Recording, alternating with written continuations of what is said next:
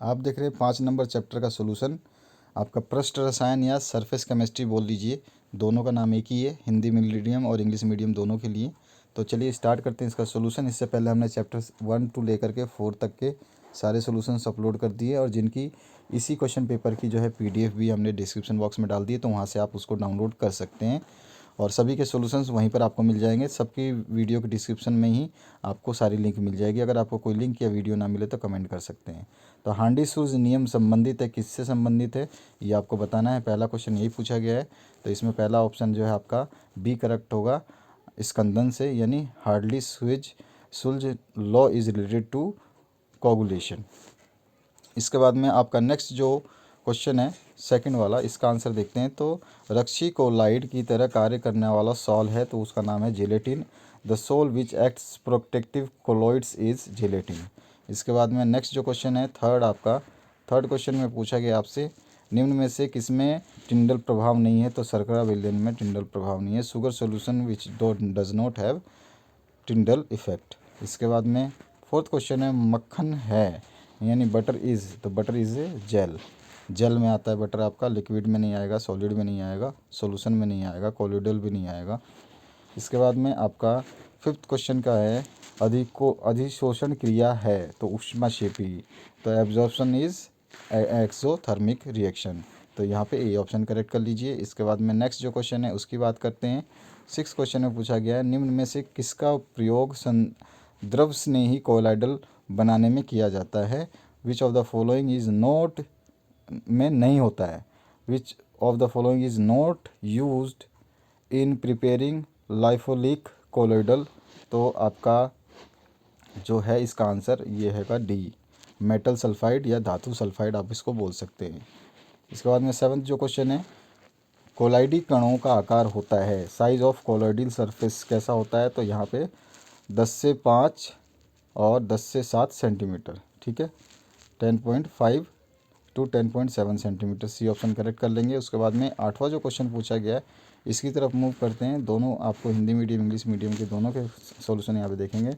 द्रव विरोधी सॉल के स्थायित्व का कारण होता है, क्या होता है, ब्राउनी गति तथा विद्युत आवेश। The stability of lyophilic colloids are जो है आपका Brownian movement and electric charge.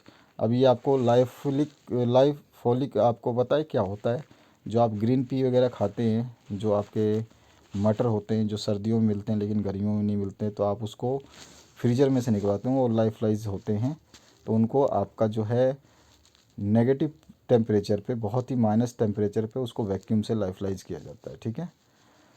Ninth question है, कोहरा एक कोलाइडी तंत्र का उदाहरण है, तो उस कौन सा टाइप का होता है, तो गैस में प्रक्षिप्त जो है आपका द्रव्य, लिक्विड इन डिस्पर्स गैस, ये है एग्जाम्पल फोग का, ठीक है।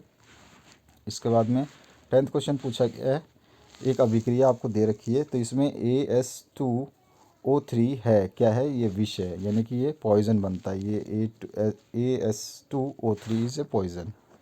इसके बाद में नेक्स्ट जो क्वेश्चन है आपका प्रश्न बैंक का, तो इसमें पूछा गया आपसे खाली स्थान भरने का, तो विद्युत अपघट्य मिलाने से कोलाइडी कणों का अवक्षेपण मालिब्डेनम कहलाता है, ठीक है, मालिब्डेनम कहलाता है, यानी इसको इंग्लिश में भी मालिब्डेनम ही कहते हैं। The perception the precipitation of colloidal particles on adding an electrolyte is known as molybdenum।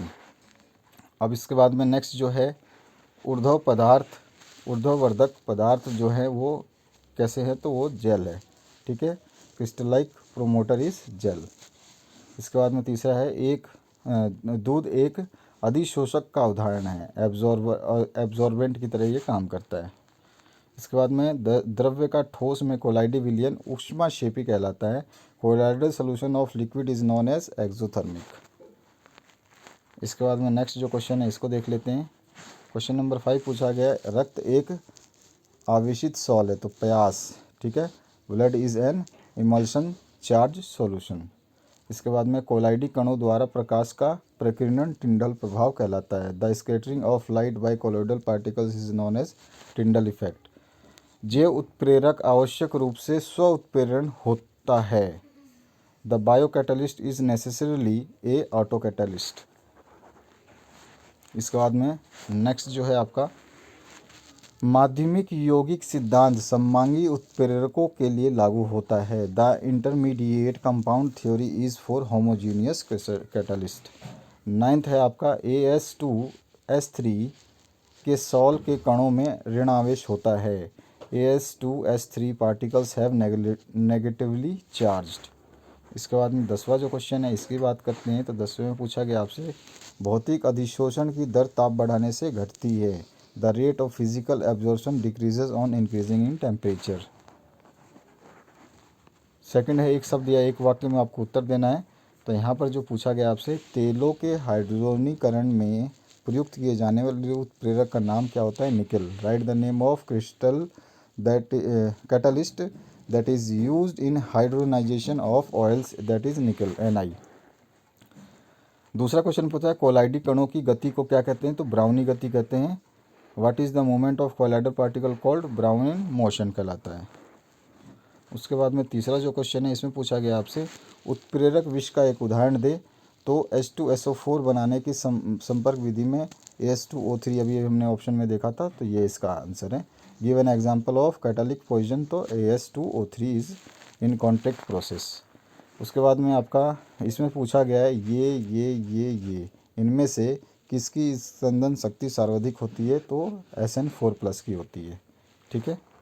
इसके बाद में पांचवा जो क्वेश्चन पूछा गया है इसकी बात करते हैं हम। तो पांचवें क्वेश्चन में आपसे पूछा गया है Cl2 गैस मास का उपयोग किस सिद्धांत पर आधारित है? तो अधिशोषण के सिद्धांत पर आधारित है। On which principle the use of Cl2 gas is in mass is based? तो एब्जॉर्प्शन। उसके बाद में छठा क्वेश्चन है उत्प्रेरण शब्द का प्रथम प्रयोग किसने किया था? तो वर्जिल लिथियम ने किया था। ठीक है, वर्जिल लिथियम ने। इसको इंग्लिश में वर्जिलियस कहते हैं। Who first introduce the word catalyst. इसके बाद में नेक्स्ट है किसी प्रयास का अपने अवयवी कणों में विभाजित हो जाना क्या कहलाता है? तो उसको बोलते हैं विप्रयासीकरण। ठीक है, demulsification. What is the breaking of emulsion into constituent particles called? आठवां क्वेश्चन है साबुन के प्रक्षालन की क्रिया किस सिद्धांत पर आधारित है? तो पायसीकरण बोलते हैं। इमल्सिफिकेशन जो है इसका आंसर है। यहाँ पे डी इमल्सिफिकेशन आया है, यहाँ पे इमल्सिफिकेशन आया। On which principle the cleansing action of soap is based. इसके बाद में आपका जो 9th क्वेश्चन है इसमें पूछा गया शर्करा का जल अपघटन कराने के लिए कौन से उत्प्रेरक का प्रयोग किया जाता है? तो इन्वर्टेज का प्रयोग किया जाता है। Which catalyst of enzyme is used for hydrolysis of sucrose? तो इन्वर्टाइज एंजाइम। उसके बाद में 10वां जो लास्ट क्वेश्चन है क्या होता है जब गोल्ड के कोलाइडी विलयन में जिलेटिन मिलाया जाता है? तो रक्षण होता है, यानी प्रोटेक्शन होता है। What happens when gelatin is added colloidal solution of gold? Then protection will occurs. तो ये आपका सॉल्यूशन है। इसका PDF हम डाल देंगे इसी वीडियो के डिस्क्रिप्शन बॉक्स में, वहाँ से डाउनलोड कर सकते हैं पूरे क्वेश्चन को। तो आशा करता हूँ ये वीडियो अच्छा लगा होगा। सारे पेपर्स को देखने के लिए इसी वीडियो के डिस्क्रिप्शन बॉक्स में जा करके आप सॉल्यूशंस देख सकते हैं, PDF डाउनलोड कर सकते हैं। और दोस्तों के साथ शेयर करना बिल्कुल ना भूलें। और चैनल पर नए हैं तो सब्सक्राइब कर लें, लाइक का बटन ज़रूर प्रेस करें।